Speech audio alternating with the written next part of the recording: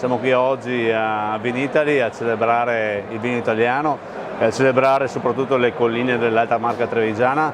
In particolar modo noi siamo a Valdobbiadene, quindi rappresentiamo i produttori di 600 famiglie su più di 1000 ettari di vigneto. Rappresentiamo una zona che è diventata anche dal 2019 patrimonio mondiale dell'umanità, quindi un gran lavoro per un prodotto che mi piace definire sartoriale quasi, perché è un prodotto fatto interamente a mano nelle nostre colline.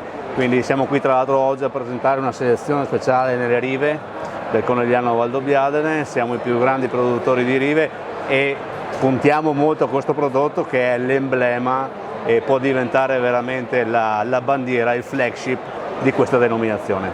Evviva! Siamo qui a Vinitaly, questa fiera meravigliosa assieme a Valdocca, prodotti dell'Alta Marca.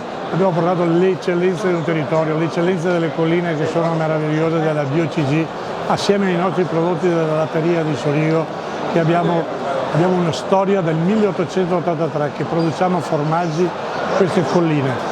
Credo che questo sia un buon connubio di mettere assieme del prosecco meraviglioso di questa cooperativa che ha storia e qualità assieme a dei prodotti come la latteria di Sorigo che del 1883 produce per la gente, per il popolo, per il territorio.